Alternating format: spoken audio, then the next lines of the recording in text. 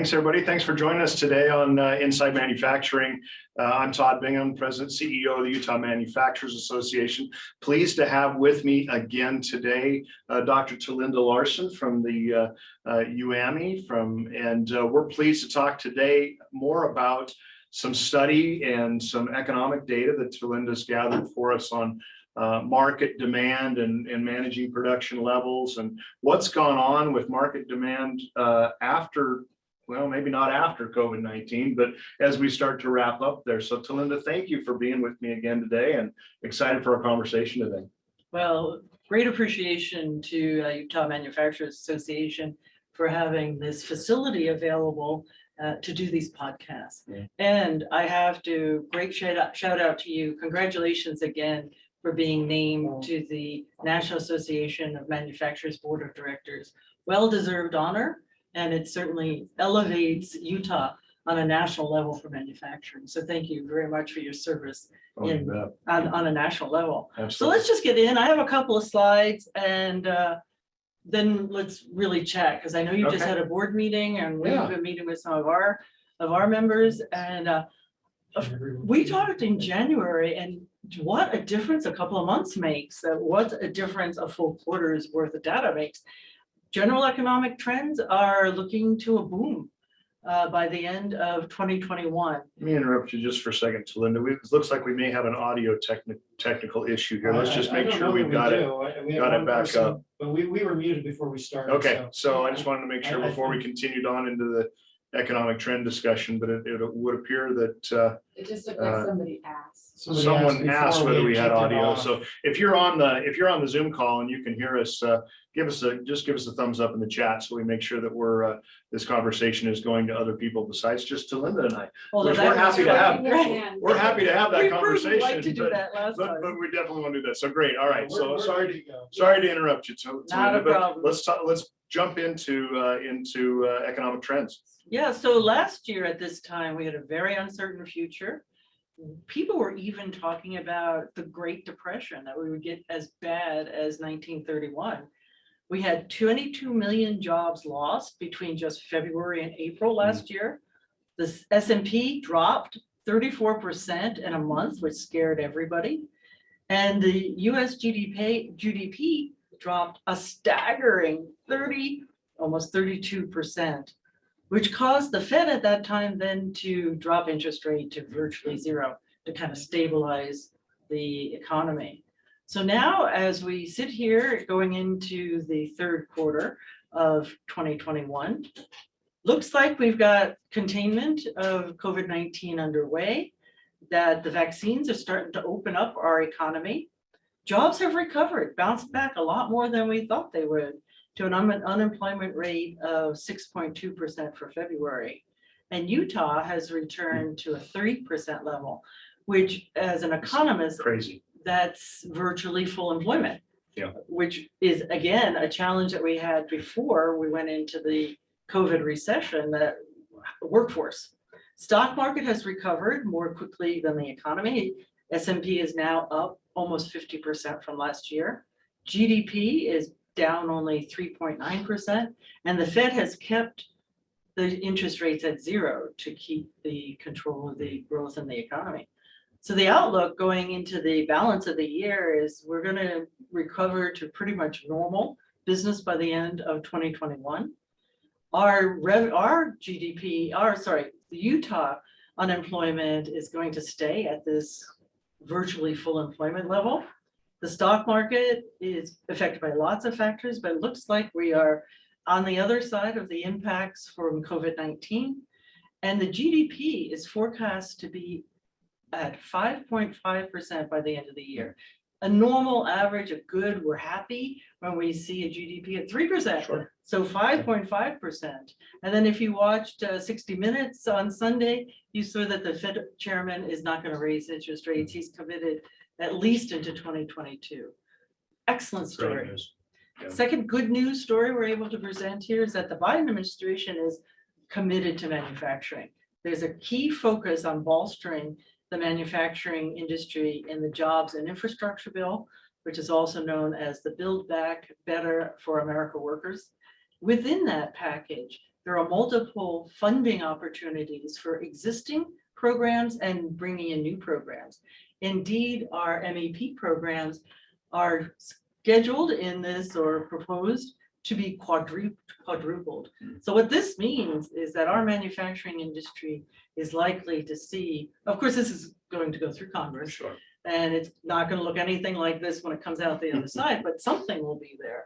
And another, I think, big change coming through the COVID recession is that the general public is starting to understand supply chain. They didn't understand it before. If you would say to somebody, you know, how does supply chain affect you? They wouldn't know, but now they say, yeah, I can't get it. I can't get a washer machine. I can't get. I don't think they knew what the term supply chain meant, I period, agree. let alone, but yeah, you know, the toilet paper shortage. Exactly. Pretty good education exactly. tool on what supply chain is. And this presentation is brought to everybody by the Utah its Industry Resource Alliance, but we're about to rebrand next month to be the Utah MEP. And these are the 7 groups that are participating as one single voice in representing all of manufacturing throughout Utah. Now, I don't know what to call us now, but I'm gonna call us the Utah MEP released an economic impact study at the beginning of the year as we went into the legislative session. And that is based on an economic impact analysis prepared by Utah State University. And it found that manufacturing contributes almost 13 million in additional tax revenues, that in 87 million in additional employee wages, and accounts for almost 9% of the state employment. Very positive, very strong numbers for our industry. And also it helps to position for our policymakers how important manufacturing is. Let's come back to this slide because this one we can really talk a lot about by industry. So what's happened is we first released this forecast in November of last year. And just in this short time period, what we learned is that it took us longer than we expected to get the containment because there was that third wave that nobody expected. And then the recovery where we stopped the free fall took a little while, a little longer than we thought because of the containment taking so long. But what we didn't anticipate is that reset and growth would come back so fast. So it looks like we are now on course that we will return in Utah to the 2019 sales levels it could be by the end of this year, which very strong numbers. And along that, as we started to say, relatively few jobs have been lost in the manufacturing industry. Yeah, that's the part that I think is staggering, right? If you It look really at a is. 1%, and a lot of what we've seen, Tulinda, I don't know what you're seeing or hearing as well, but is those numbers in most cases were temporary layoffs because of the fear of what was going on with COVID-19 and then an immediate ramping back up. And so we're already back to those discussions of challenges on workforce, and we'll get to that. But those numbers, when you compare those with national numbers, staggering. Yes, we're really springing back very quickly. And part of it, we have to thank the foresight of our policymakers with the payroll protection plan. Because you're right, they were let go, but they were paid. So we were able to keep the workforce tethered to us. We also were very lucky in Utah that we were in a very strong economic position before the COVID recession hit. It officially hit in March of last year. It has not, a recession is defined as 2 consecutive quarters of negative GDP. And then a recovery is 2 consecutive quarters of positive GDP. Well, why we don't have the data yet, we're clearly on the other side of this recession. And we were strong in all categories in 2020. Retail sales were up, residential investment is up, exports were up. And we are very fortunate here to have invested in our airport early on. And while the passenger levels are now starting to recover from that beautiful facility we have, the whole time through this COVID recession, our cargo shipments now are up in double digits, which proves that we're able to support our supply chain with these flows through our airport. So our vaccinations are accelerating. almost a third of Utah's population has now received at least one shot. 15% are fully vaccinated, and our cases are starting to drop. So looks like we are ending the health emergency here in Utah. We still have new cases every day. We still worry about the different strands that are coming, but as a state, we seem to have been recovering. So our next steps when we're moving forward, this study will be updated in the summertime, and we're still developing a tool that individual companies can use to help plan their own return to production. So let's go back here. I'm sorry to make people seasick, but let's go back to this chart here where we look at it industry by industry of where things are. And I mean, you and I have talked about what's happened in petroleum. Yeah. I mean, the last time we were looking at 54% drop, but as the year ended, it was better, but not great. Yeah, and again, as we indicated, a little bit of a discussion there, we're somewhat isolated or protected in Utah a little bit because we've got 5 refineries here in Utah that produce for what we would refer to as a small market here. And then Sinclair also, pushes petroleum into Utah. Now, as I say that, fuel prices are higher than what we've seen. But again, when you look at it from an economic standpoint, supply and demand, maybe we're starting to get to where we're, from 54 to 36 at the end of the year, we're trending in the right direction. But people are still not driving as much as they were, and True. Airplanes aren't flying as Summer much. season's coming, right? Travel Summer season. is coming. Yep, and people are going to be getting out and doing more of that. So yeah, that'll be interesting to watch how that happens. I was just out of state in Nebraska and filled up there for about 277, which is when you can compare it to where Utah is now. Again, Wasatch Front area, more demand as it comes up. We'll be watching to see what happens with that. So what kind of petroleum manufacturing is there in Utah? Well, you've obviously got upstream and then you've got downstream for our 5 refineries. But obviously there are a lot of companies that rely on the petroleum industry for production parts, whether you're in vinyl fencing. So people don't tend to think a lot about that, but vinyl plastics. Yep. So you can typically look at what your what maybe vinyl costs or plastic costs, where they range in price depending on what's going on with the petroleum market.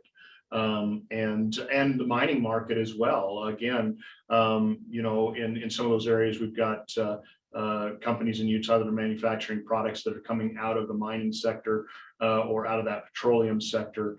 And a lot of components, parts, and pieces come from the petroleum industry, including textiles. So it's an interesting dialogue when you start looking at the macro side of economics, but then how it impacts some of our things. As we talked with some of our board members, in fact, last week at our board meeting, was one of the things we're seeing is that for some of our companies, it's never been a better time to do business, but in some cases, it's never been more expensive. Yeah, because the supply chain is still disrupted. Exactly, and in steel and in plastics. And lumber, certainly, no question. Those areas seem to be very expensive. So companies are really, really busy for the most part in a variety of different areas. Some, again, on the supply side of petroleum, still not back.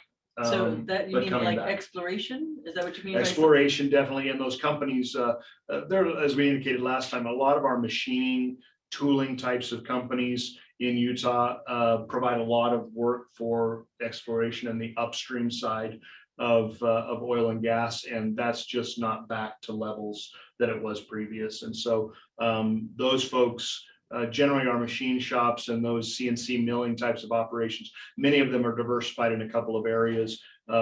Generally, 2 of them are oil and gas and aerospace. And so when both of those went flat, that was a big challenge for a lot of those folks. And the oil and gas side certainly hasn't come back. The aerospace is trending back. And certainly on the federal side, of aerospace, it's coming back as well. But that's one area that I think we can anticipate that hopefully by the end of the third, fourth quarter, we'll see some significant changes. Now, again, the Biden administration's discussion so far on pipeline and fracking, and that is going to have an impact on that. It hasn't necessarily had the impact yet on cost of fuels yet from manufacturing and petroleum, but it will. Well, it has an impact on investment because the finance market is a little scared, not Yep. knowing.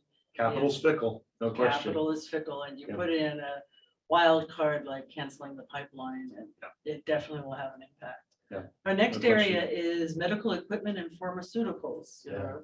They had a short-term downturn last year because of so many canceled procedures. Yeah. But everything seems to be back up and running. Yeah. As we speak now. Yeah, it is. You're obviously seeing a backlog of some of our companies in trying to get product out. As this relates to services and the medical industry, there's actually a backlog on procedures. And Yes. folks are now getting back out. They're vaccinated. They're going in for those elective types of surgeries, but there are waiting lists to perform those. And so the companies on the manufacturing side are certainly producing that, whether, they be companies in Utah that are producing surgical kits and things like that is very common production here in Utah. That is ramping back up. And again, on the pharmaceutical side, most people know what our pharmaceutical companies across the country have done from a vaccination standpoint between Pfizer, Moderna, and J&J. So, busy, coming back around, and rebounding quite well.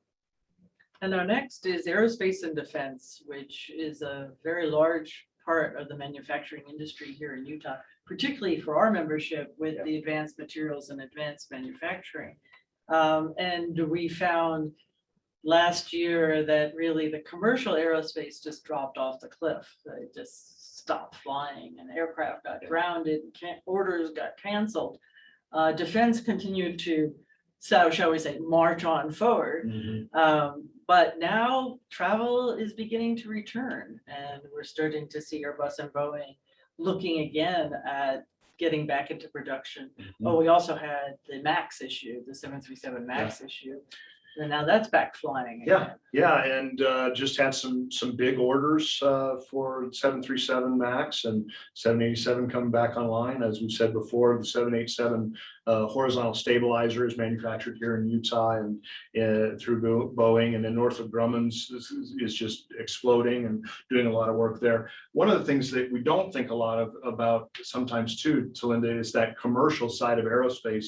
Is we have a significant number of companies here in Utah that provide products for both airports and runways, jetways are all manufactured here in Utah.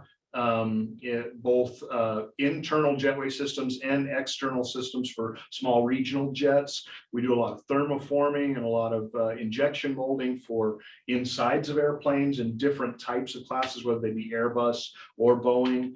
And so when all the commercial side just dropped off the cliff, like you talked about, a lot of those smaller companies, the market stopped. And so as that comes back, that's going to be good. Overall, it's going to be good for manufacturing. It's going to be good for the economy. It's going to be good for tourism and for travel and for all of those things. So, I've got my little card with my vaccine on it that I laminate, stick in my pocket, and it kind of feels like a get out of jail free card. So my day was Monday. I hit 14 days on Monday, and you feel it's a very different feeling. Sure. For sure. And it's interesting to look at this whole dynamic of the economy and the people and the companies that are makers, that make products that make our everyday lives go around. And some of them have done super well during this time, and others have struggled. And as they come back, it really is an opportunity, as you demonstrated, to see what manufacturing does for the economy in Utah and what it does globally. One of our taglines is what Utah makes Utah. And we firmly believe that when we're making things in Utah that is driving the economy, is driving employment, it's driving wages and tax revenues, all of which we need to be that strongest recognized economy in the country. And defense. So we have Yeah, a very strong defense base here and growing. The ground-based strategic deterrent program, $83 billion program that's coming here to Utah. It needs manufacturing to support Northrop Grumman's contract, and it needs workforce. Yeah. They're looking to bring on as many as 6,000 new jobs are opening up to support the GDSB program. Yeah. So defense is going to continue to be very strong here in Utah and lead out. So then our next area is automotive. How does Utah participate in automotive manufacturing? Yeah, I mean, probably the largest, clearly the largest is through Autoliv. As an airbag manufacturer and actuator manufacturer out of their facilities in northern Utah, literally hundreds of thousands to millions of airbags and the actuators that ignite those and inflate those airbags are all coming out of northern Utah. Autoliv is a global company, obviously, but if you look at a model of vehicle out there, there's a very, very good chance that your vehicle has an airbag in it that came out of Utah. And so significant impact on the economy here. Autoliv is Utah's largest manufacturer and does significant work there. Those companies pivoted, like a lot of folks, to do different things during the pandemic. But now as vehicle production gets ramped back up, it's taking a little bit of time to get back where it needs to be. But folks are out, looking at vehicles, and the automotive industry continues to grow. So, I mean, on the fun side, Utah has out in Tulinda, we have the Utah Motorsport Complex, where Ford and others do all their testing on the racetrack out there, that's pretty cool, but that's not manufacturing. Well, and one we didn't I didn't mention, but Vanderhall is actually a manufacturer here in Utah, 3-wheel vehicles, and they're in the Springville area with a new facility down there, and just a really cool product that is manufactured here entirely in the state of Utah. And kind of a little bit of a niche market, but people are enjoying those and really participating in them. I had an opportunity to drive one a couple of years ago, and just a lot of fun. I know you're a kind of a sports car kind of me and my Mustang. You and your Mustang, so you'd enjoy driving one of those. They're a lot of fun, but a great manufacturer here in Utah that obviously not a GM Ford type of thing, but does very well. And proud to have them be Utah's automobile manufacturer. So then food products, that's been kind of a mixed bag. I mean, it's been very hard with all the restaurants closed down. And then when we had the schools and other institutions not buying, they really had a rough time at the back end of 2020. And now it seems their biggest issue is supply chain. They just can't get the products. Yeah, we had this discussion on our board meeting the other day. I've got a number of companies on our board that are in the food manufacturing industry and the contract manufacturing side. And it is very, a lot of things happening with e-commerce being up to almost 2026 levels at the end of 2022 or 2020. Just significant amounts of, if folks couldn't find things in a grocery store, they were purchasing them online. And when you kind of throw food products maybe in a little bit with consumer products, the toilet paper scare of 2020, as you can call it, I happened to be going through Procter & Gamble right about the time that was happening. And I think when you talk about supply chain, the public understanding where our food comes from, where our consumer products come from, and the importance of how that supply chain works, where raw products come from, and then how manufacturers add value to those things and then spit out the end that product that you and I purchase. Plastics, to again, paper products, to diapers. Kimberly-Clark, significant production of Huggies diapers in Utah. We have the lowest median age in the Yeah. country, so we purchase a lot of diapers. A lot of babies in Utah. Yeah, exactly. Post cereals, or whether you are Schreiber Foods or Pepperidge Farms or Treehouse, any number of food manufacturers that have had good years. They have, and a lot of people stayed at home. You know, we Yes. were talking just earlier about Girl Scout cookies. A lot of us put on that COVID-20. I'm COVID-15. I'm not gonna tell you what my number was. I'm trying to get rid of that, but it's certainly, food products, even if they weren't on the shelves, were being manufactured, and a lot of contract manufacturing going on in the state on food and consumer products. And we're still just coming out of that, where we're backlogged on a number of consumer products. Things that people wanted to do when they couldn't travel. And we'll get to that a little bit on the recreational side, but people wanting to buy things because they were spending time at home. Lumber, concrete, home improvements, those types of things that even during the pandemic, we were stimulating the economy with people purchasing things maybe in different areas than what they previously had. And I think that's why we did well.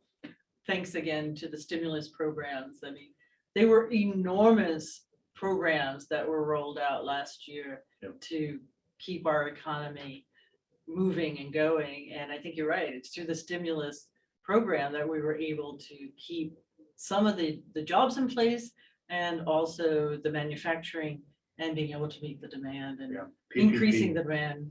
Yeah, the PPP was huge for our folks. And again, as we talk about the challenge to recruit talent, the ability to keep those employees, as you indicated, tethered to that company is huge. It hasn't been without challenge, but the ability for our companies to pay those employees and keep them as part of their culture and teams has been really important.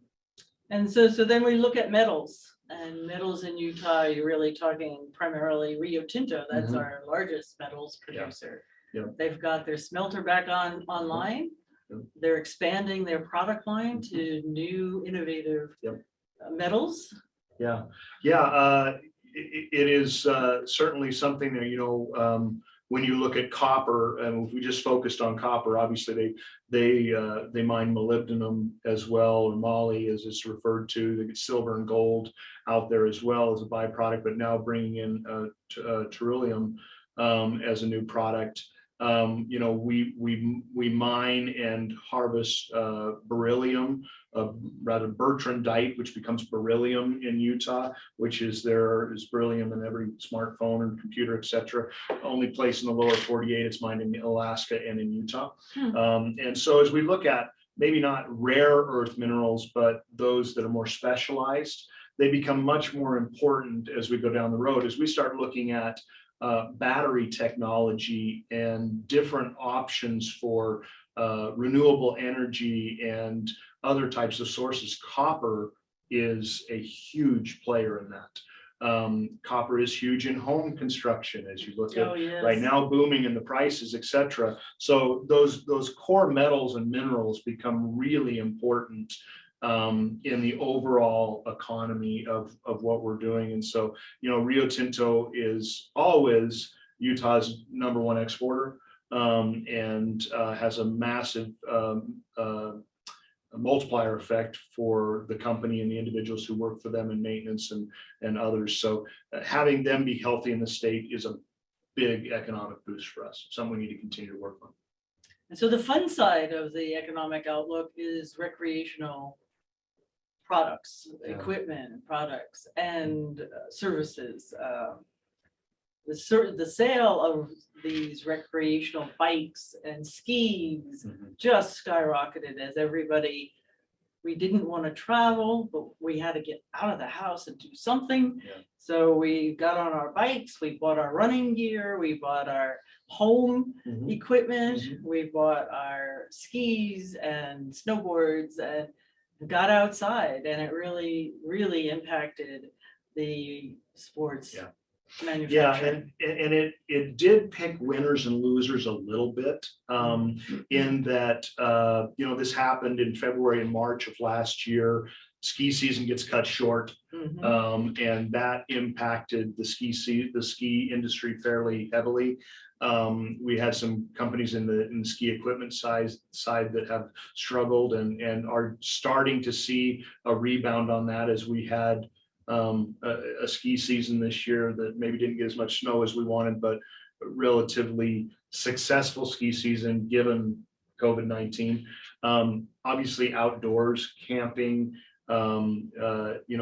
if you tried to find a paddleboard last summer, Yeah. it was difficult. Companies like Lifetime in Utah just absolutely exploded. Rising cost of metals has increased challenges in production, challenges with plastic, etc.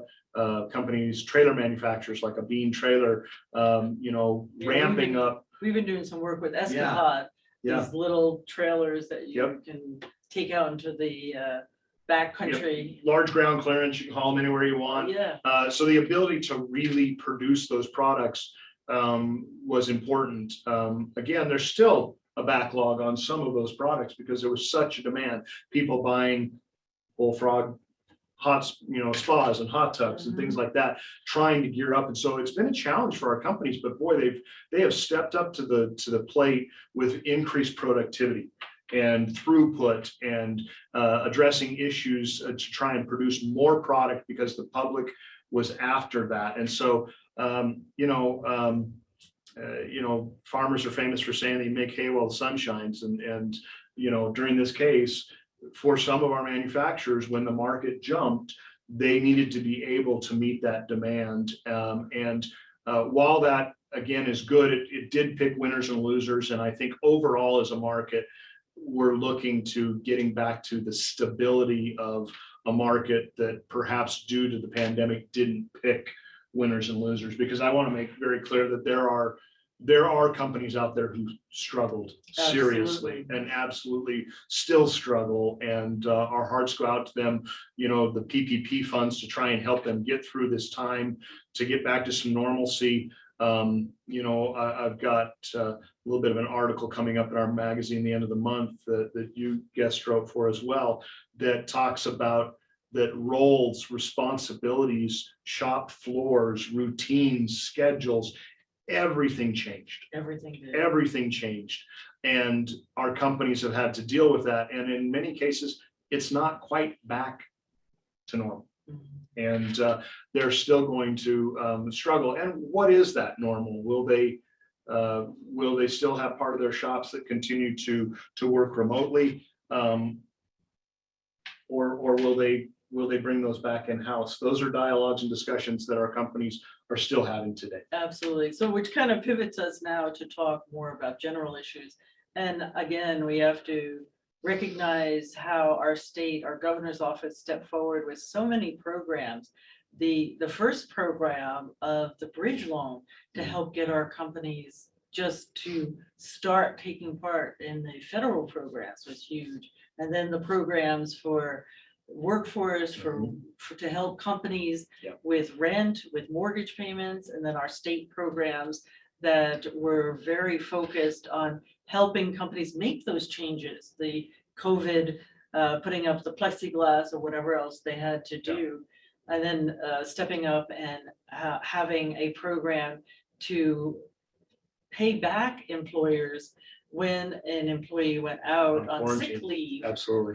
With COVID, because they could go out for 2 weeks or 3 months, and we weren't set up with a sick leave policy to deal with that kind of illness. And again, our state stepped in. So I personally am quite proud of the way our governor's office was innovative, creative in trying to get money and services. And then also, those are the ones that were having difficulties, but our companies, as we were talking about earlier, the ones that are in this growth, suddenly they need to understand how to make more with what they have, not less, but what they have.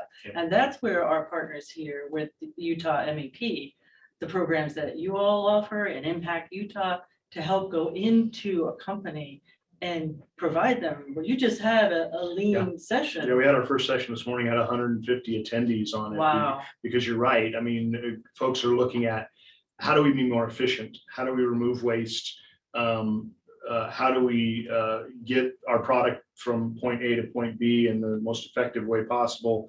Limiting that waste, removing challenges, working together as teams and teamwork. So yeah, I mean, it's been interesting, I'm sure this is at some point we'll talk about this in the rearview mirror and we'll say, remember the pandemic of COVID-19 in 2020 and how our company shifted and pivoted. And I can't say enough how proud I am to represent manufacturers in the state that literally overnight had to make changes to their operations to keep their doors open and to expand and to grow. And it's just been so much fun and a pleasure to be a part of that. And again, I'd piggyback on what you said about our governor and the new administration. Today marks the 100th day of our new administration with Governor Cox and Lieutenant Governor Henderson. And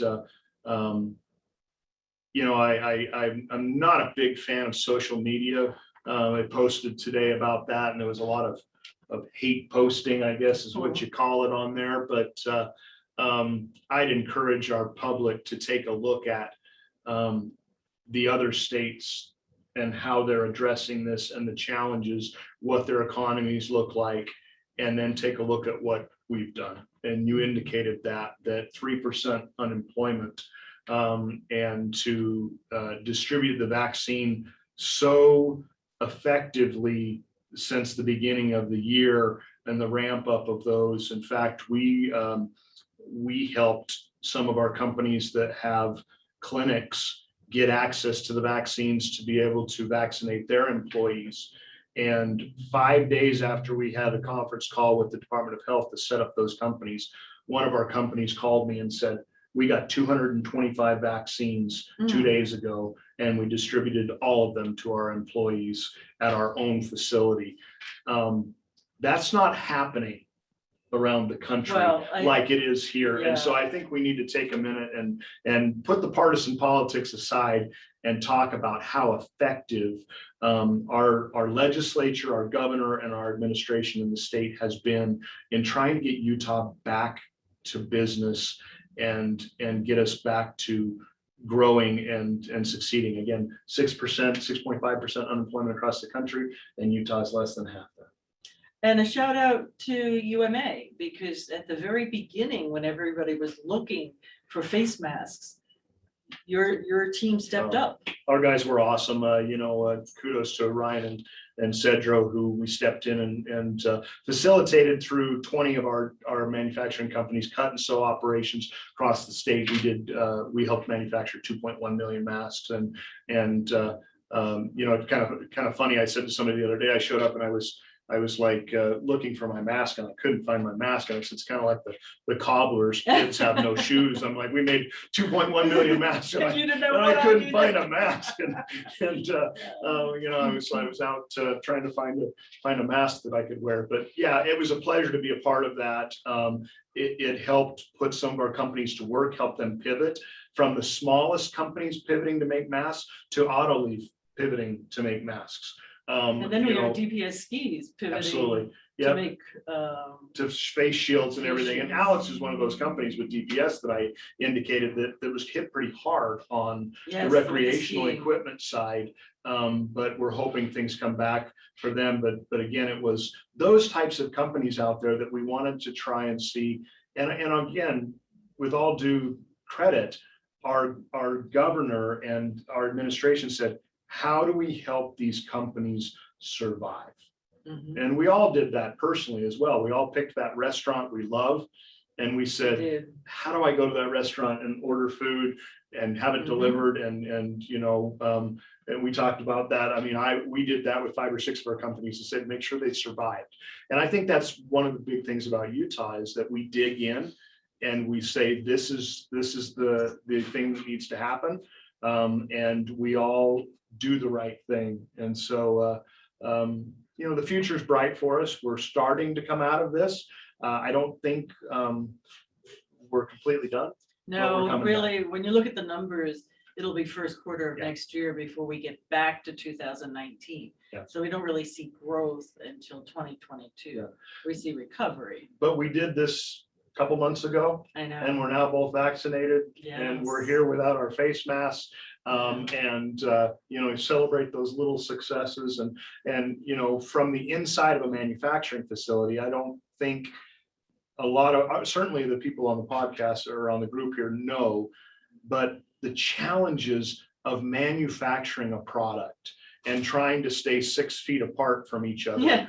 And move And product work a down the line. machine. And yeah, I mean, that has Yeah, been yeah, a exactly. real challenge for our folks that couldn't social distance. They couldn't work remotely. They couldn't, how do you do that? And so I think we indicated this last time, the fatigue that the industry and that the public has felt is slowly diminishing a little bit, but it's still there. And So it's it still brings challenging. us to what are the clouds on the horizon? Yeah. What are the scary things? And of Yeah. course, the first scary thing is inflation. And we really seem in the way the Fed and other monetary policies have adjusted to be able to control inflation.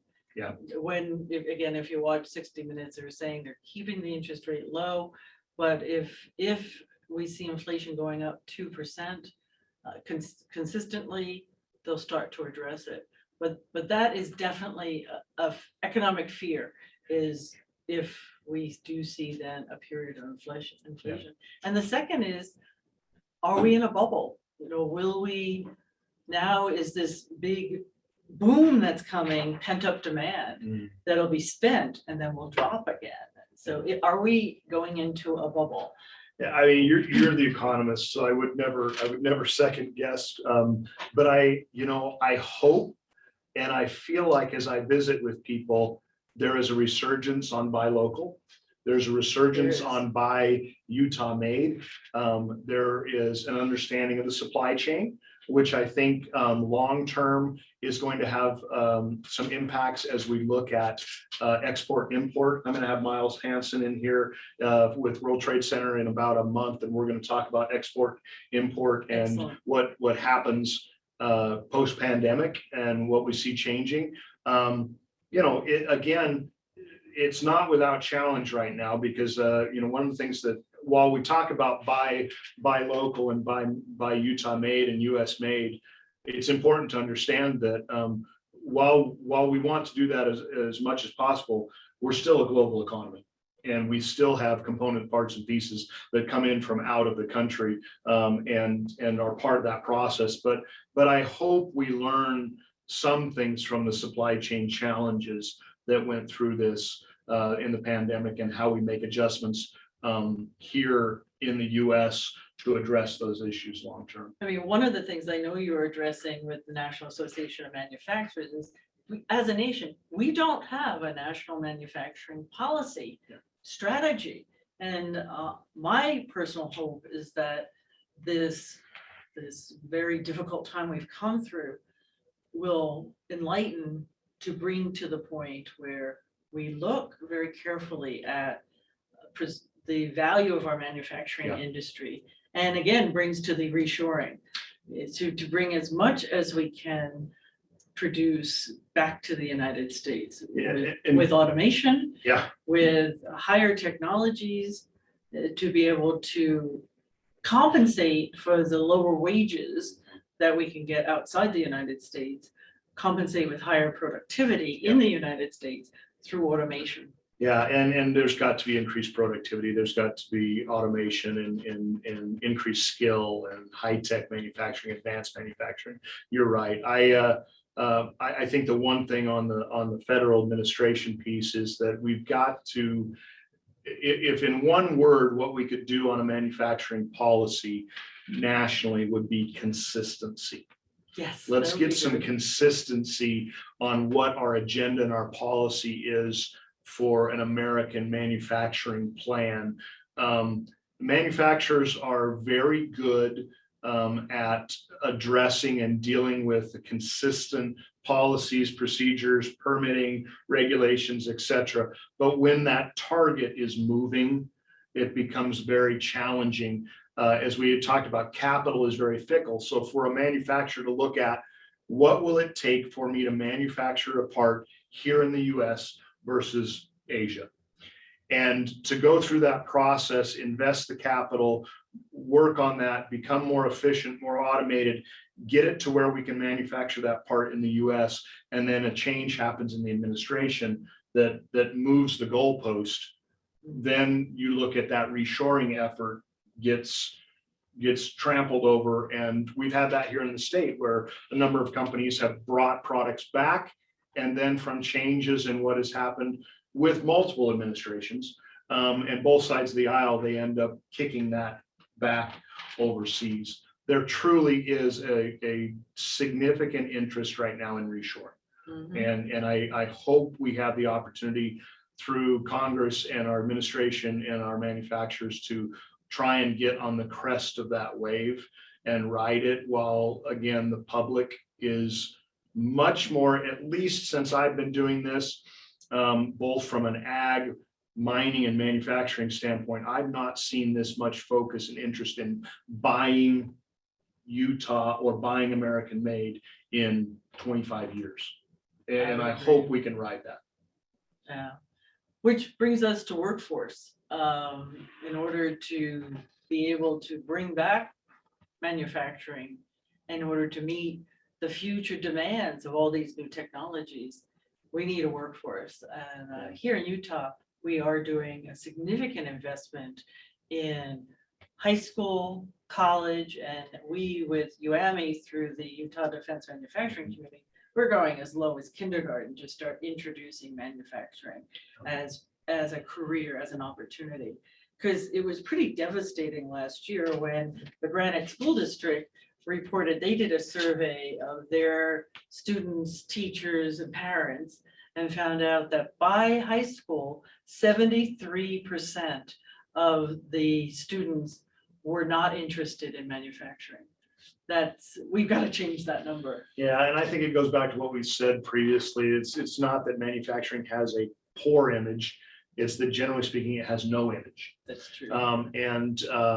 You know, I've used this analogy a number of times, but the general public understands brand name companies, many of which are manufacturers, but they really don't understand what a job within that company entails, what it looks like, what the skill set requirement is, post-secondary education, 4-year degree, certificates, wages. They don't really understand that. And so we as an industry have got to do a better job of painting the picture of what it looks like to go to work in manufacturing, and how high tech it is, how advanced it is. And so looking forward to our conversations between our organizations about how to spend more time on workforce and focusing on certificates and degrees with marketplace relevance.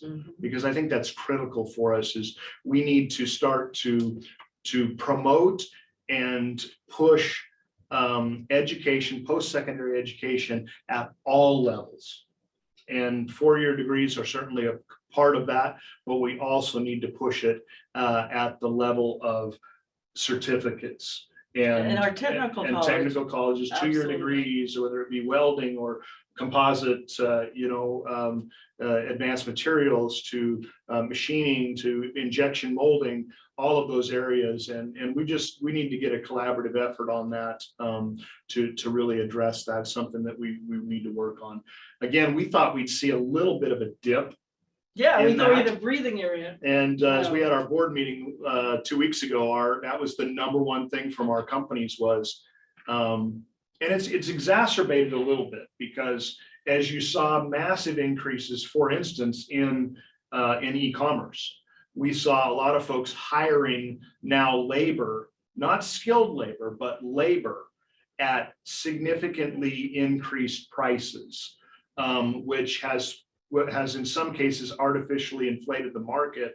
And some of our companies that are hiring for, thermoforming and injection molding and CNC, Now the wage that they would typically start those individuals at, you know, $15, $16, $17 an hour is what some of their competitors with large e-commerce companies are hiring for just unskilled labor. And so as you indicated, as an economist, 3% is in essence full employment. If you want a job, you have a job.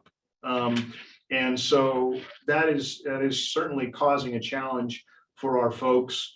I've said it before, with Utah's being the lowest median age in the country and the largest family size, if we can't figure out how to address this talent acquisition issue, I'm not sure who will, because we're spitting out a workforce at faster than any state in the country, right? But we've got to figure out how to grab the attention of those individuals at a younger age and help them see the benefits, the upside, the advantages to going to work in a manufacturing industry that, just lastly, Tulinda, is not your grandfather's manufacturing industry. It is highly technical, highly skilled, highly automated, and is on average 30% higher paying than the average wage in the state of Utah to start. So we know all this. We've got to do a little better job as an industry of getting it out to younger generations. So do we have any questions from the? McKinley, you got a few questions on there? We do. So Clark asked if, am I supposed to see slides? I only have audio, which is okay. Okay, so we've had the slides on the screen, so I think we've probably seen that. So and then Spencer said, I saw a report last week that people want made in USA goods, but are not willing to pay more for them than overseas goods. Other reports I have seen saw they will pay a little more. What are your thoughts? yeah, so that's Spencer with Dustless Technology doing some really cool 3D printing stuff down in Price. If you're looking for some 3D printing stuff, he's doing some amazing 3D printing stuff. I've seen both things as well, Spencer. I've seen, and again, I've not done a formal survey, but I've certainly asked everybody that I run into that's not in manufacturing, what are your thoughts on purchasing local products? And are you willing to pay more for that? I think it's a mixed bag. I think you see folks that are very, very dedicated and committed to driving the local economy and to purchasing local and US made. And then I still think there is a portion of those folks that just, I'm neither here nor there. Well, it sure is easy to go on Amazon and click and have it delivered, sometimes even the same day. Yeah. And again, that is a challenge, right? To see what is made locally, what is supporting a local company, that type of thing. You know, I'm proud to say this shirt is actually a Utah company. It's not manufactured here, but it's a Utah company, and I like to support those types of companies. So, you know, again, I think it's a mindset. It's people making a decision to say, when possible, I want to buy local. We're in the process of an organization right now with UMA, and we'll be working with UAMI and our partners at the MEP Utah.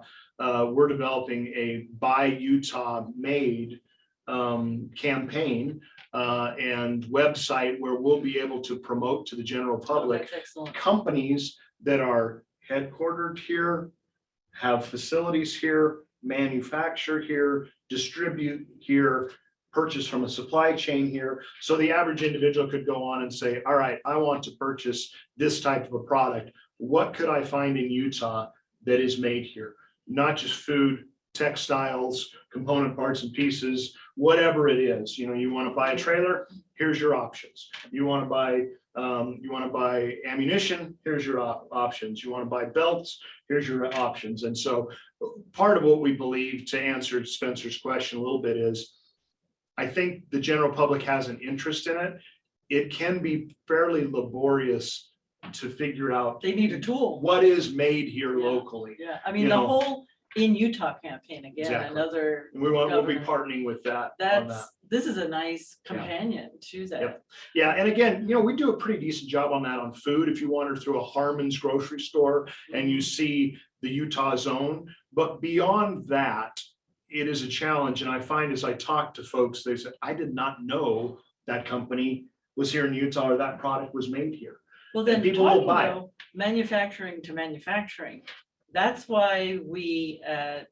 The Connects and the The supply chain. Connects tool, Yeah. right? Yep. That I know started with UMA and then UAMI launched it, which is our online marketplace where companies can find a supplier here in Utah for whatever it is they need. I mean, Northrop Grumman is heavily relying upon Connects to help them with the ground-based strategic deterrent program.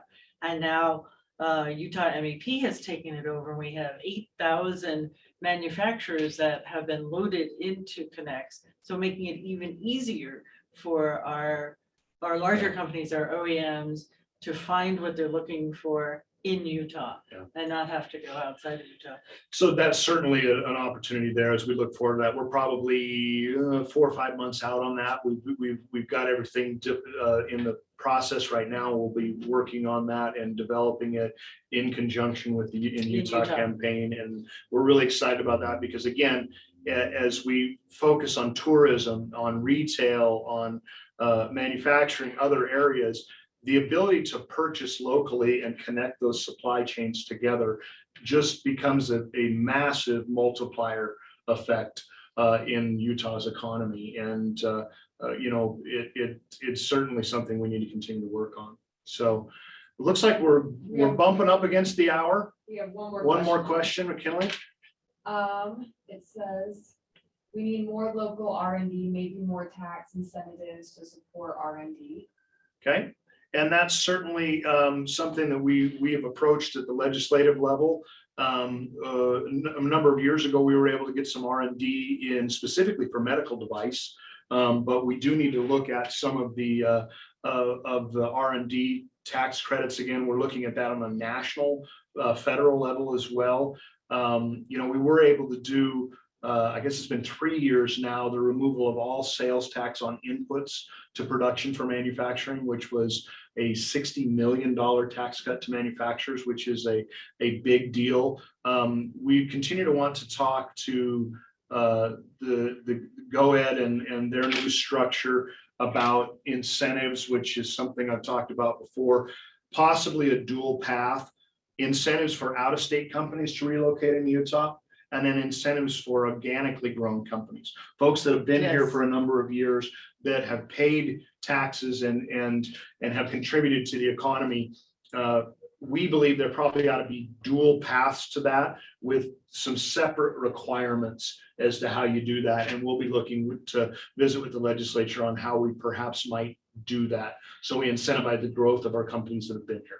And bringing R&D money into the state is one of the goals and objectives of UAMI and GOED under the Utah Defense Manufacturing Community designation that we were awarded last year in the fall. Under that program, we have specifically addressed how can we get more of the, in this case, defense research and development dollars into Utah, and particularly looking at what they call STTRs, Small Business Technology Transfer Research programs. We've been successful in just the last 3 months of getting 4 of these STTRs for our small businesses here in Utah. And so that is one way that UAMI is addressing the getting more research dollars to Utah research institutions and small businesses. And maybe just to wrap that up as we finish here, but again, I think part of this goes back to working with our governor, working with our legislature to continue to adopt policies that keep Utah at the forefront of being the state to do business. And as we do those things, then those dollars come into the state. Companies look at expanding here. They want to continue to grow. And, those policies become more and more important as we move down the road. So, Tulinda, thank you so much for being here today. We'll do this again in another quarter or so. This has been awesome to give an update. And we appreciate everybody participating and watching today. For more information on UAMI, you can go on to UAMI's website and see what they're doing in the advanced material and manufacturing through their initiative. And for us at UMA, thanks again for being here and being part of Inside Manufacturing. We'll see you next time. Thank you.